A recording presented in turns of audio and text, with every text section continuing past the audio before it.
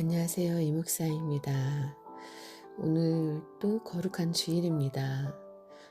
이른 아침에, 이른 새벽에 어, 사랑하고 아끼는 분들이 계시는데 또 아직 하나님을 믿지 못하고 있어서 하나님을 만나지 못하셔서 그분들이 하나님을 만나고 또 하나님의 사랑을 경험하고 또 하나님의 축복을 받아 누릴 수 있는 그런 분들이 되셨으면 하고 한번 녹음을 해봅니다. 성경은 감추인 보화를 캐느냐 못 캐느냐가 굉장히 중요합니다. 천국은 밭에 감추인 보화라고 말씀을 하셨는데요. 또 감추인 만나를 먹느냐 못 먹느냐. 우리를 그냥 우리가 육신적으로 먹는 음식은 영원히 살게 하는 음식이 아니죠. 우리가 살기 위해서 음식을 먹지만은 근데 성경에 육신적인 양식이 아닌 그 영의 양식이 있다는 거죠. 그래서 그 영의 양식을 먹을 때에 우리가 믿음으로 살게 된다는 거죠. 그래서 감추인 만나, 이 영의 양식이 감추인 만나인데 하늘에서 내려온 감추인 만나, 이걸 먹느냐 못 먹느냐. 근데 때가 되면 감추인 것을 밝히 드러내시겠다고 하나님은 말씀을 하고 계십니다. 그래서 오늘 또 감추인 보화를 캐고 감추인 만나를 먹고 또 감추인 것을 밝히 드러내시는 그 하나님의 은혜를 오늘도 체험하시기를 간절히 바랍니다.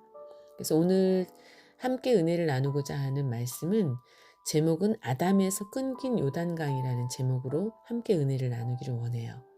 또 본문은 여호수아 3장 15절에서 17절 말씀입니다. 여호수아 3장 15절에서 17절 말씀에 요단이 몸에 거두는 시기에는 항상 언덕에 넘치더라.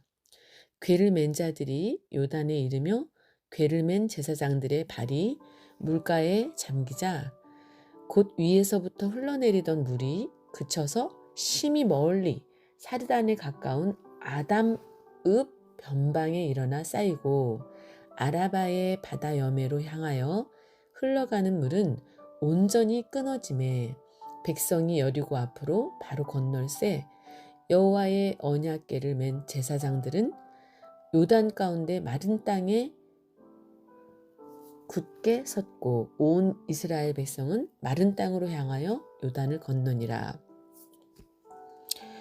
저는 오늘 아담에서 끊긴 요단강이라는 제목을 가지고 하나님의 말씀을 증거할 텐데요. 이스라엘 백성들은 40년 광야 노정을 끝내고 그러니까 애굽에서 430년 동안 있었죠. 근데 그 430년 동안 종살이 예굽에서 430년 동안 있었지만 종살이는 이렇게 혹독하게 종살이했던 것은 400년이에요. 근데 그 종살이 기간을 끝내고 모세라는 구원자를 통해서 이렇게 광야로 나오게 되죠. 그리고 가나안 땅이라는 목적지를 향해서 가고 있는 거예요. 근데 40년 광야 노정, 광야에서는 40년 동안 하나님이 불기둥과 구름기둥으로 그러니까 하나님의 초자연적인 방법으로 그들을 추위로부터 더위로부터 지키시고 또 하늘에서 만나를 내려가지고 그들에게 양식으로 먹이셨어요.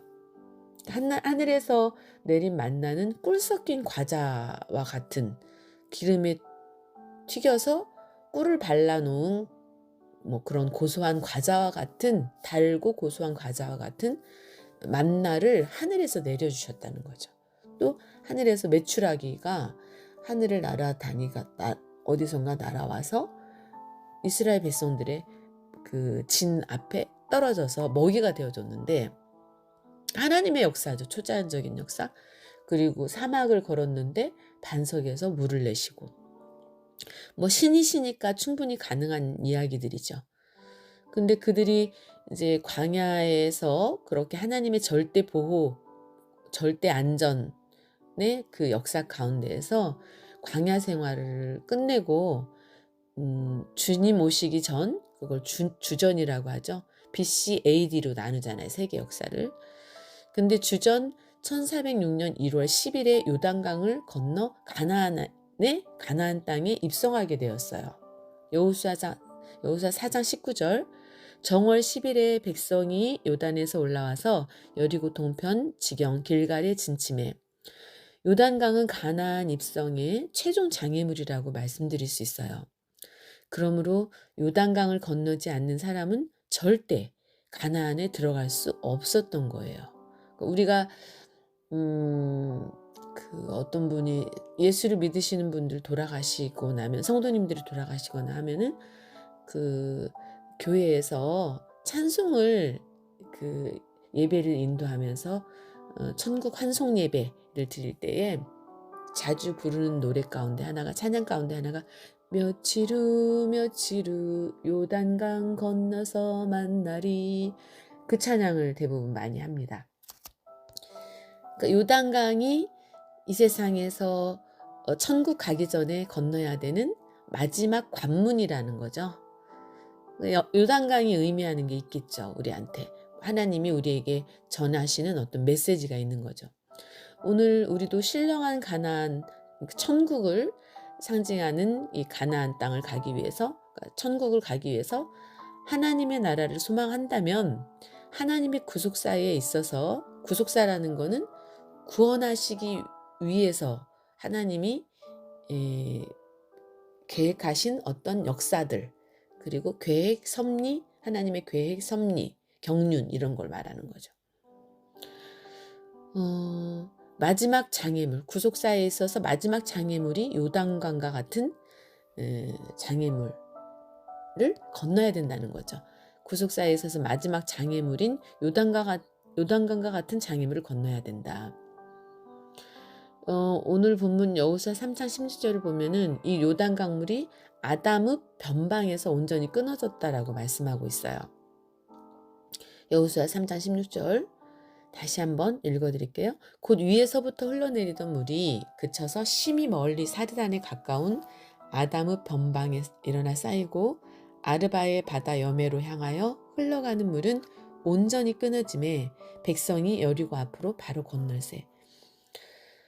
가나안에 수많은 도시가 있는데 하나님께서는 하필 아담이라는 지명, 아담이라는 곳에서 요단 강물이 끊어지게 만드셨어요.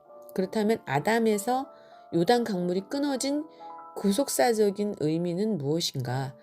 그렇게 하시면서 우리에게 전해주고자 하는 메시지가 뭐냐? 하나님께서 우리에게 말씀해 주시고자 하는 게 뭐냐? 이것을 성경을 통해서 몇 가지 살펴보도록 하겠습니다. 첫째, 아담의 위치는 어디입니까? 아담은 사해바다, 죽음의 바다라는 뜻인데 사해바다 북단으로부터 약 33km 지점에 위치하고 있어요.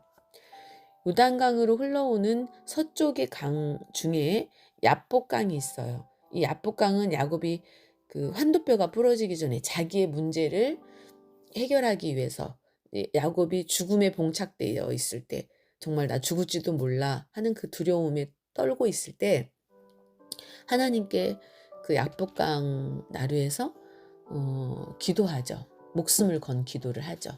그래서 환도뼈가 부러지기까지 천사와 싸우죠. 그리고 응답을 받았어요. 그래서 그 죽음의 문제가 해결되게 되죠. 그래서 이 요단강과 야복강이 만나는 곳이 아담이에요. 아담이라는 성읍이에요. 근데 이곳은 이스라엘 백성들이 진을 친 장소 가장 북단으로부터 약 25km 떨어진 곳인데, 이스라엘 백성의 진의 길이가 약 8km나 되는 그런 굉장히 긴 그 진이죠. 길이죠. 왜냐하면 200만이라는 숫자가 진을 치려면 얼마나 넓은 땅이 필요하겠어요. 민수기 33장 49절을 보면은 베려시못부터 아벨시딤까지 진을 쳤다고 기록하고 있어요. 민수기 33장 49절 말씀. 그 길이가 실제로 계산해 보면 8km 정도 되는데, 오늘 이스라엘 백성이 요단강가에 8km를 걸쳐서 진을 친 거예요. 북쪽에 진을 친 장소부터 아다무까지는 약 한 25km가 되겠습니다. 그렇다면 우리 눈으로 저 멀리 25km에까지 있는 것이 보이지는 않잖아요. 하나님께서 마른 땅을 만든 사건은 홍해를 건널 때도 있었던 사건이에요. 출애굽기 14장 21절에서 22절, 모세가 바다 위로 손을 내어민데 여호와께서 큰 동풍으로 밤새도록 바닷물을 물러가게 하시니 물이 갈라져서 바다가 마른 땅이 된지라. 이스라엘 백성이 바다 가운데 육지로 행하고 물은 그들의 좌우에 벽이 되었어요. 출애굽기 14장 29절에 그러나 이스라엘 자손은 바다 가운데 육지로 행하였고 물이 좌우에 벽이 되었더라. 그 벽 사이에 나 있는 마른 땅으로 이스라엘 백성들이 건너게 된 거예요. 아마도 이스라엘 백성들은 그곳을 건너면서 너무도 신비로운 광경에 놀랐을 거예요. 그리고 또 한편으로는 이 물이 과연 우리가 다 건널 때까지 안전하게 서 있을 수 있을까? 건너는 중간에 합쳐지면 어떡하지? 우리가 다 죽는 거 아니야? 라고 두려운 마음이 들 수 있었다는 거죠. 그러나 애국 군대도 결국은 그래서 물이 합쳐져 가지고 중간에 모두 죽게 되잖아요. 그러나 이스라엘 백성들은 홍해를 건널 때 좌우의 벽을 보면서 일말의 두려움이나 조마조마한 마음이 있었을 거라는 거죠. 그런데 안전하게 하나님이 선택의 여지가 없어요. 뒤에는 애국 군대가 그들을 추격하고 있고 또 아픈 그 홍해 바다가 넘실거리는 가운데 있는데 모세의 믿음의 용기를 통해서 하나님의 역사를 통해서 지팡이를 내밀으니까 바다가 갈라지죠. 그러면서 마른 땅처럼 홍해 바다를 마른 땅처럼 걸어서 통과했다는 거죠. 요단강을 건널 때도 역시 마른 땅이 되었다고 성경은 말씀하고 계셔요. 본문 말씀을 통해서 아담의 변방에 물이 쌓였다고 기록되어 있는데 히브리어로 쿰이라는 단어와 아마드라는 단어를 쓰고 있어요. 사람이 서듯이 물이 벽을 이루고 섰다는 건데요. 그렇게 해서 만약 이스라엘 백성들이 요단강을 건너면서 아마 그 벽을 직접 봤다면은 역시나 두렵고 떨렸을 거예요. 그런데 하나님께서 그 물이 쌓이는 벽을 진 끝에서는 한 25km 떨어진 곳, 사해로부터는 한 33km 떨어진 곳에 쌓이게 하셨다는 거죠. 이스라엘 백성들이 마른 땅을 건너면서 볼 수가 없었어요. 아예 하나님이 안 보이게 만드셨던 거예요. 요단강에서. 그러므로 이스라엘 백성들이 마른 땅을 아주 평안한 마음으로 두려움 없이 담대하게 감사함으로 건널 수 있도록 하나님이 배려하셨다는 거예요. 이것이 홍해를 건널 때와 요단강을 건널 때의 차이점이라고 할 수 있어요. 홍해 바다는 죽으면 죽으리라는 각오를 가지고 건너지 않으면 안 되는 거예요. 근데 이제 요단강은 신앙이 많이 이렇게 자라는 가운데에 또 하나님의 완전히 배려하시는 그 역사가 하나님이 요단강을 건널 때는 그 벽이 서 있는 물벽이 서 있는 것을 보지 못하게 하시면서 편안한 마음으로 두려움 없이 담대하게 감사한 마음으로 건널 수 있게 해주셨다는 거죠. 우리에게도 천국 들어가기 전에 아무리 이 세상이 어지럽고 또 제약이 관영해서 정말 하나님이 이 세상을 심판하실 수밖에 없는 때가 온다고 성경은 말씀하고 계셔요. 노아 때 홍수 심판으로 사람이 생각하는 것마다 악하고 계획하는 것이 악하고 그렇게 해서 하나님이 사람 지으심을 한탄하셨다고 그랬잖아요. 그런 결과 너무나 죄악이 관영해서 그러니까 철철 넘쳐 흐르는 거예요. 그래서 하나님이 홍수로 사람을 쓸어버리시겠다. 그러나 노아에게는 이제 노아는 당대에 완전한 자였고 의인이었어요. 하나님이 인정하는 사람이었어요. 그래서 그 노아만큼은 방주를 예비해라. 내가 도저히 이제 인간들을 정말 쓰레기 같은 인간들을 다 쓸어버리겠다. 그러나 너는 의인이기 때문에 내가 그렇게 하지 않겠다. 그러니 너는 방주를 예비해서 피할 길을 예비해라. 그런 말씀이죠. 그래서 노아가 하나님의 말씀대로 준행을 했잖아요. 그래서 노아의 8식구가 구원을 받게 되는 거죠.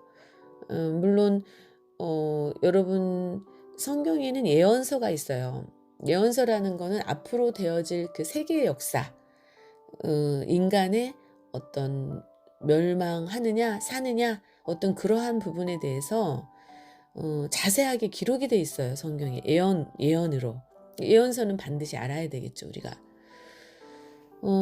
그래서 어 또 인제 중요한 문제가 아담의 구속사적인 의미는 그럼 무엇인가? 여기에서 말하는 아담은 오늘 본문에서 말하는 아담은 지명이라고 그랬잖아요. 그런데 창세기 2장 에덴 동산에서 보면은 성경에 하나님이 지으신 최초의 사람의 이름이 또 아담이죠. 근데 여기에서 그 아담이라는 그 이름은 사실은 고유명사 사람의 이름을 말하는 아담이 아니에요. 왜냐면 영어에 정관사 더가 붙으면은 고유명사가 아닌 거거든요. 보통 명사거든요. 그런데 아담을 일컬을 때 정관사 더가 붙는다는 거죠. 그래서 더 아담. 그거는 보통 명사. 우리가 말하는 사람이라는 단어예요. 사람. 그 사람. 창세기 2장에 나오는 아담은 인명이죠. 인명. 그 사람. 오늘 본문에 나오는 아담은 지명이에요. 그런데 놀라운 사람은 사실은 그 단어가 히브리어로 같은 단어로 사용하고 있다는 거예요. 심지어는 모음까지 일치해요. 이것은 우연이라고 보기에는 너무나 신비로운 섭리라고 볼 수 있어요. 지명인 아담과 인명인 아담 사이의 관계를 살펴보도록 하겠습니다. 첫째, 아담에서 사해로 흘러내리는 물은 아담 이후 사망이 인류에게 흘러왔다는 것을 가리켜요. 그러니까 지명인 아담에서 사해바다로 요단 강물이 흘러갔다는 거죠. 지명인 아담을 거쳐서 사해바다로 물이 흘러갔어요. 그 바다의 이름이 죽을 쌀을 쓰는 사해 바다인 거예요. 영어로는 데드 씨. 이것은 물이 고이기만 하고 흘러나가지 않기 때문에 물에 소금이 엄청나게 많으면 아예 물고기가 살 수 없을 정도였어요. 그래서 사해바다를 죽음의 바다라고 표현하거든요. 근데 지명인 아담에서 흘러내리는 물이 바로 사해바다로 흘러갔다는 거죠. 그런데 참으로 놀라운 것은 인명인 아담 이후로 사망의 물, 죽음의 물이 온 인류에게 흘러왔다는 사실이에요. 아담은 인류의 대표였어요. 아담은 불순종하고 죄를 지었죠. 그 아담의 죄가 바로 원죄인데 바로 대표적인 죄를 말하는 거예요. 불순종으로 인해서 온 죄. 아담 한 사람의 죄로 말미암아 온 세상에 죄가 들어온 거예요. 그리고 그 죄로 말미암아 사망, 죽음이 온 거예요. 로마서 5장 12절 이러므로 한 사람으로 말미암아 죄가 세상에 들어오고 죄로 말미암아 사망이 왔나니 이와 같이 모든 사람이 죄를 지었으므로 사망이 모든 사람에게 이르렀느니라.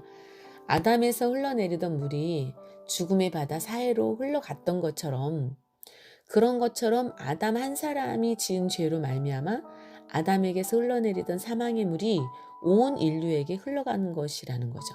그러므로 아담의 죄가 해결되어야만 온 인류가 다시 살 수 있는 거예요. 그런데 두 번째, 아담에서 요단강이 끊어졌다는 것은 예수님으로부터 죄악의 물이 끊어진다는 것을 의미해요. 영적으로. 그 메시지를 담고 있는 거예요. 깨달아야 되겠죠, 우리가. 지명인 예수님을 둘째 아담, 후아담이라고 하고 그 창세기에 나오는 아담, 첫사람 아담을 첫아담이라고 그러죠. 지명인 아담에서 요단강이 끊어졌다. 또 요단강으로 인하여 가나안에 들어갈 수가 있었다. 만약 아담에서 요단강물이 끊어지지 않았다면 가나안에 들어갈 수가 없는 거죠.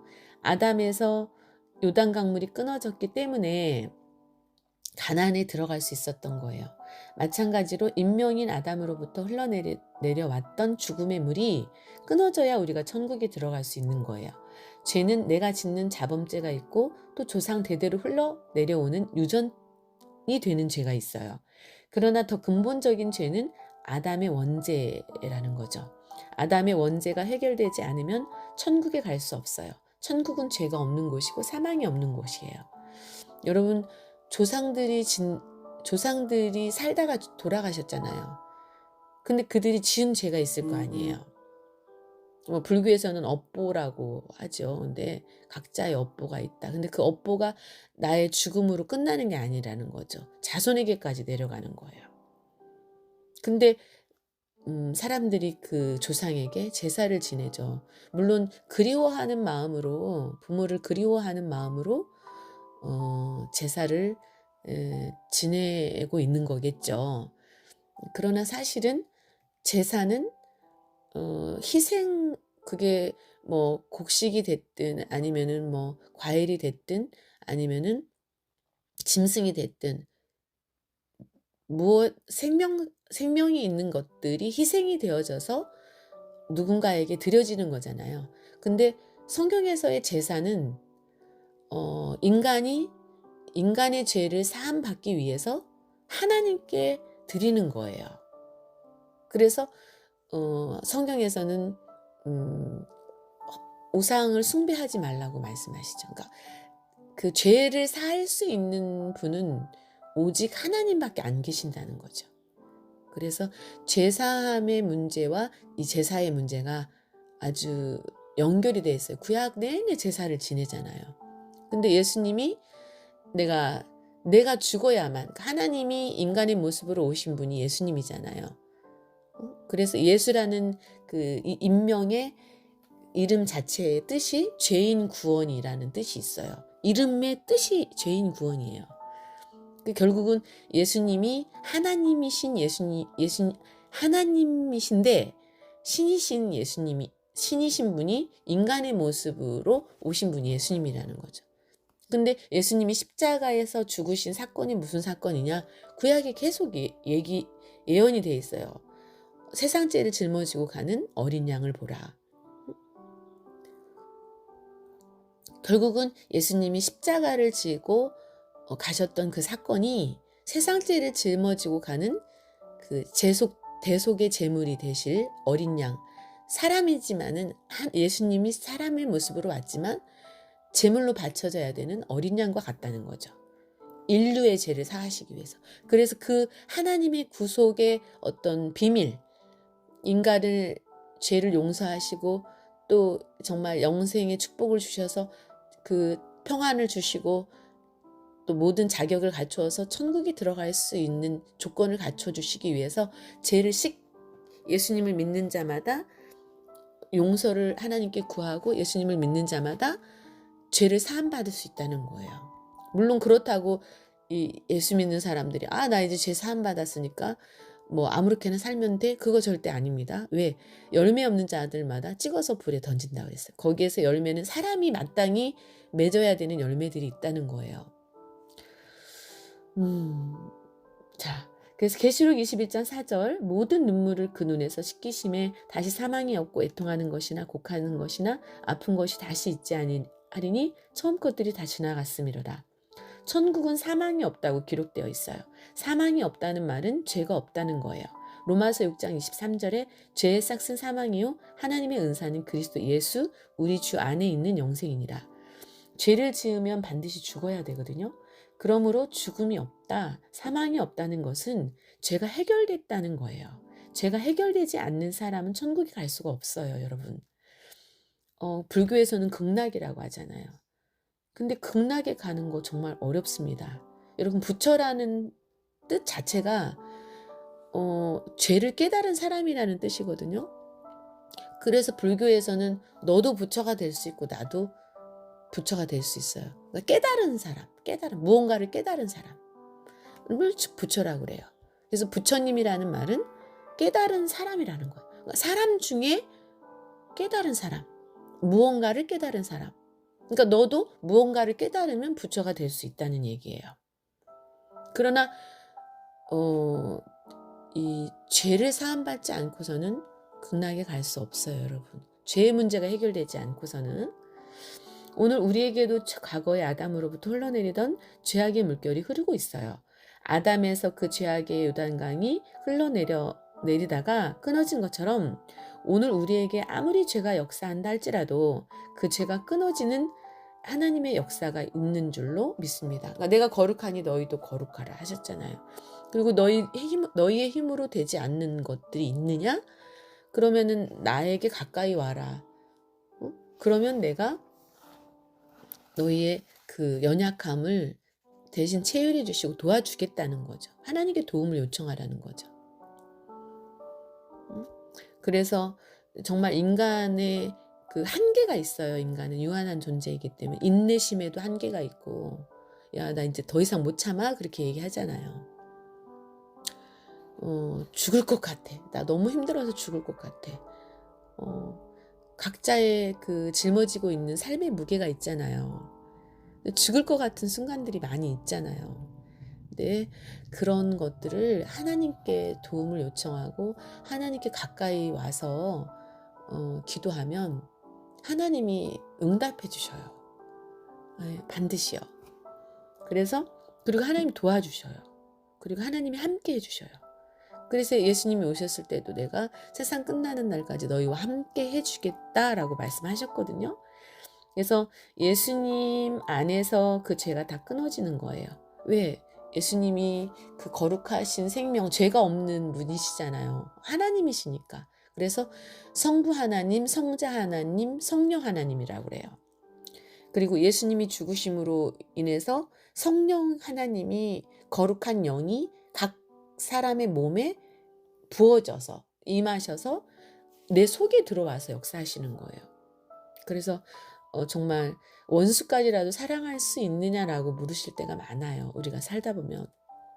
근데 원수 같은 사람도 용서할 수 있는 그 힘의 원천이 그 하나님의 사랑이 내 안에 와 있기 때문에 그게 가능하다는 거죠. 그래서 우리가 예수님을 믿지 않으면 그 어떤 사람도 죄에서 해방받을 수가 없다는 거죠. 생명의 성령의 법이, 그러니까는 뭐 너나 나나 인간은 다 똑같은 죄인이라는 거죠. 왜 엉덩이 털어서 먼지 안 나는 사람이 없잖아요. 마음으로 남을 미워해도 죄예요. 시기 질투해도 죄예요. 남을 욕하고 수근수근거려도 죄예요. 그런 죄를 한 번쯤 짓지 않은 사람이 어디가 있겠어요. 당연히 미운 짓 하면 밉잖아요. 근데 나 역시 누군가에게 미운 짓을 할 수 있다는 거죠. 그냥 무심코 했던 말들이 누군가에게는 상처가 될 수 있잖아요. 그래서 생명의 성령의 법이 죄와 사망의 법에서 우리를 해방시켰다. 그러니까 예수님 온전하신 자만이 죄를 용서할 수 있는, 또 어떤 온전한 재물, 깨끗한 재물이어야만이 죄를 사할 수 있는 그 가치가 있다는 거죠. 그 생명이. 그래서 구약의 제사를 지낼 때 짐승을 잡아서 양을 잡아서 제사를 지낼 때도 지켜보는 시간이 있었어요. 흠이 있는지 없는지를 지켜보는 시간. 병이 들었는지 안. 그러니까 거룩한 제사를 지내야 된다는 거죠.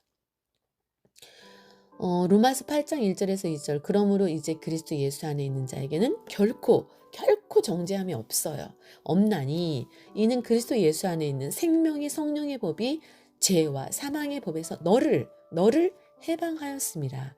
이 세상은 다 죽음이 있는 곳이에요. 우리 주변을 돌아보면 하루에도 수많은 사람이 죽어가고 있어요. 우리 할아버지, 할머니, 조상들 분명히 같이 살 때가 있었지만 나이를 먹으면 언젠가는 죽는다는 거죠. 저희 친정아버지도 61세에 돌아가셨어요. 저희 형부가 또 암으로 또 50대 중반에 또 삶을 마감했어요. 서울대를 나와서 아주 유능한 사람이었어요.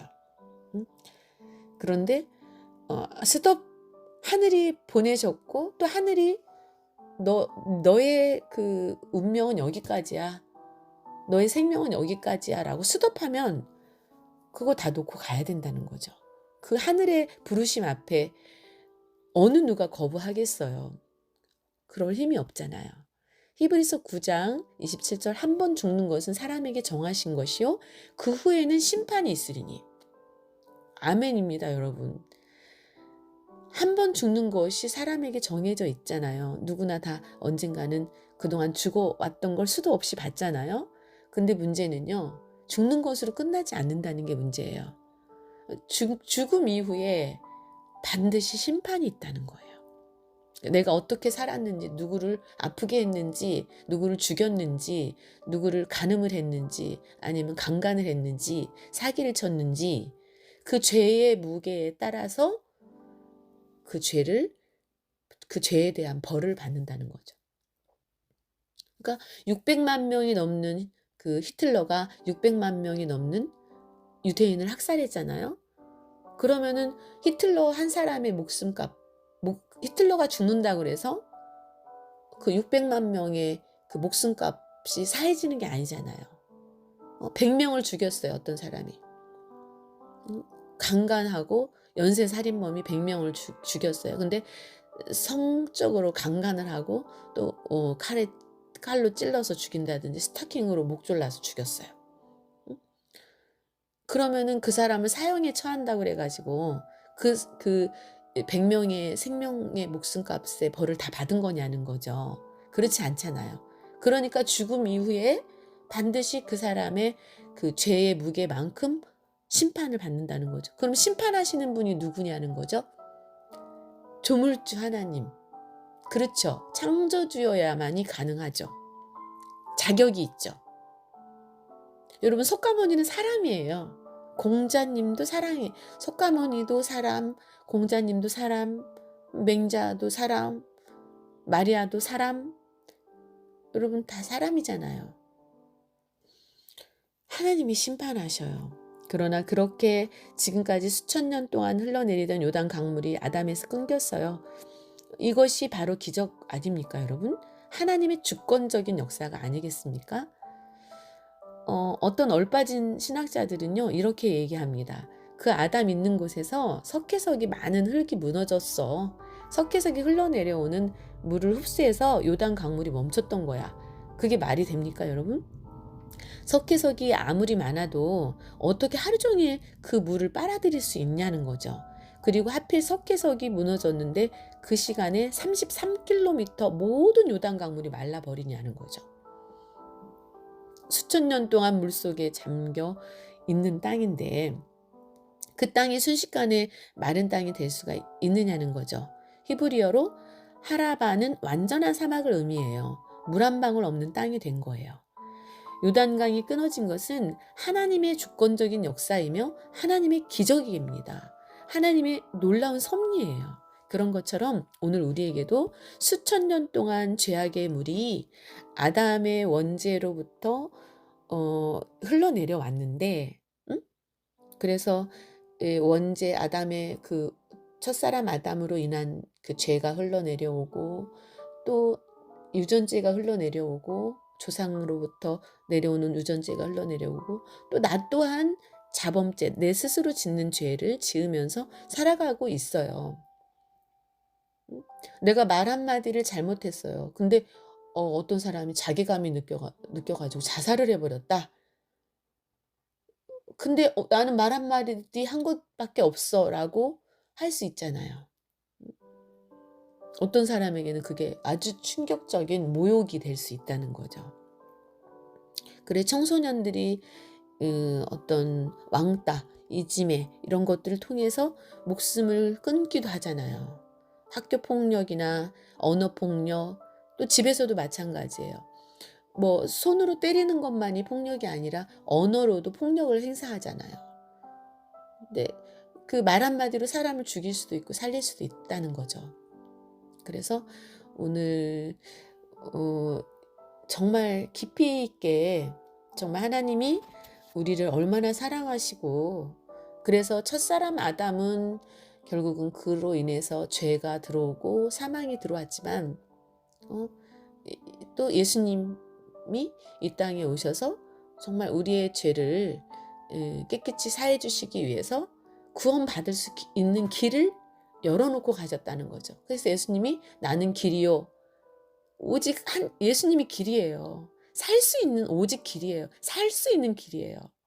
나는 길이요. 진리야. 참이야. 다 거짓되지. 사람은 다 거짓돼. 그런데 나는 참이야. 나를 믿고 의지해라.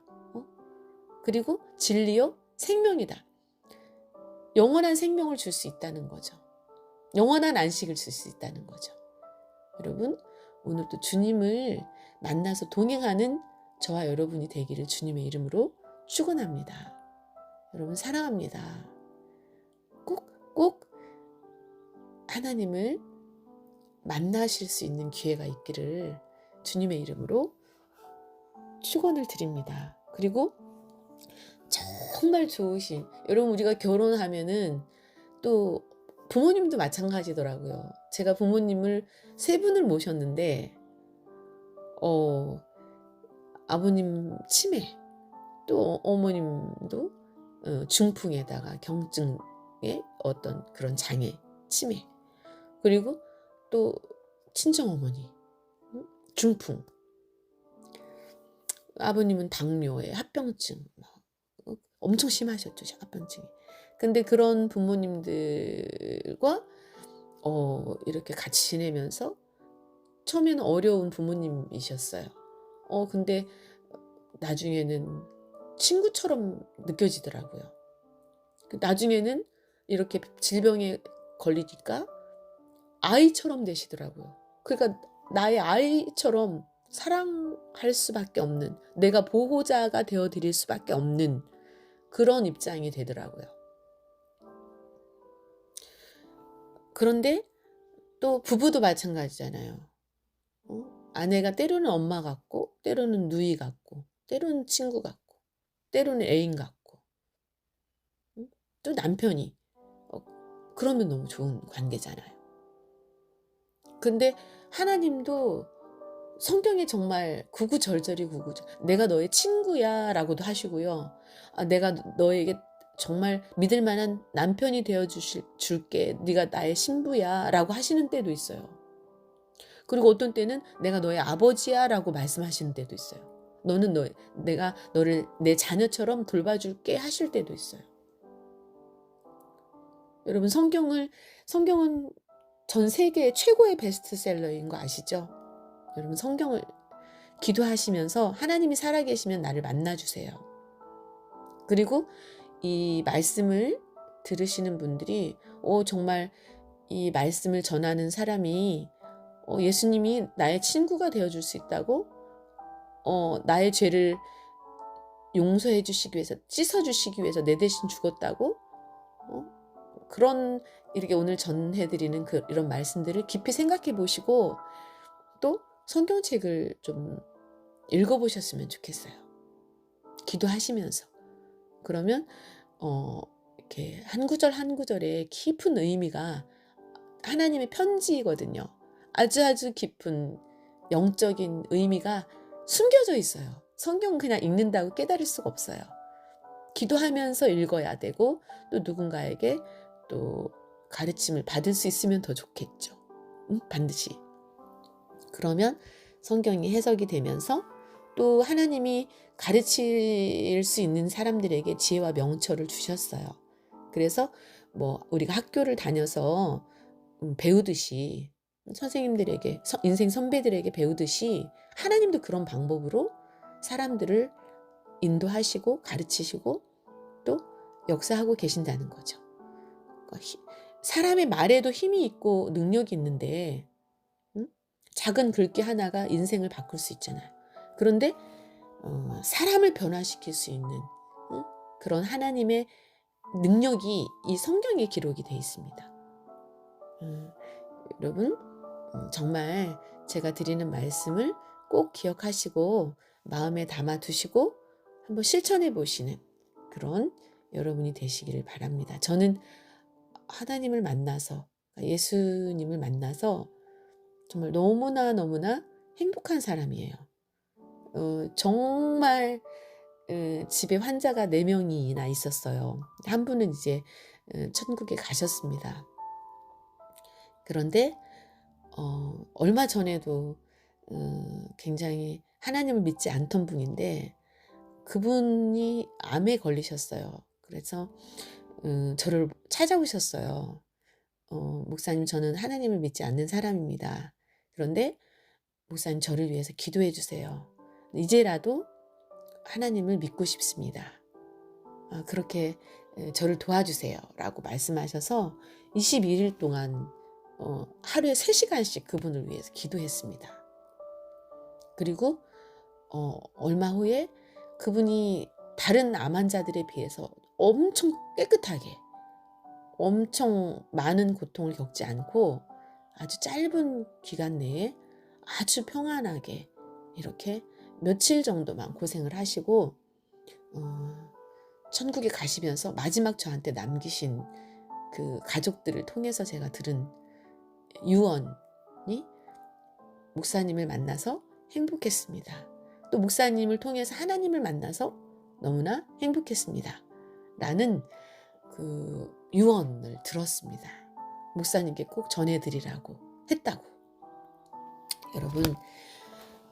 여러분도 제가 만난 또 수많은 사람들이 만난 하나님을 만나시고 행복한 사람이 되시기를, 이 세상에서 가장 행복한 사람들이 되시기를, 아무리 삶의 시련이, 아무리 삶의 무게가 짓눌러서 정말 감당하기가 어려울 정도로 힘들어도 여러분들이 기쁜 마음으로, 사랑하는 마음으로 감싸 안고 그분들을 사랑할 수 있는, 그리고 사랑하기 때문에 행복한, 고난이어도 힘들어도 그런 삶을 살다가 함께 천국에 가실 수 있었으면 좋겠어요. 그렇게 되길 바라고 여기서 말씀을 마무리하겠습니다. 오늘도 행복한 주일, 하나님의 날이에요. 거룩한 하나님의 날. 하나님을 생각하면서 지내는 하루 온종일 하나님의 사랑을 느끼고 체험하고 하나님께 여러분의 연약함을 간구하는 그런 복된 주일이 되시기를 주님의 이름으로 축원합니다. 이목사였습니다. 감사합니다.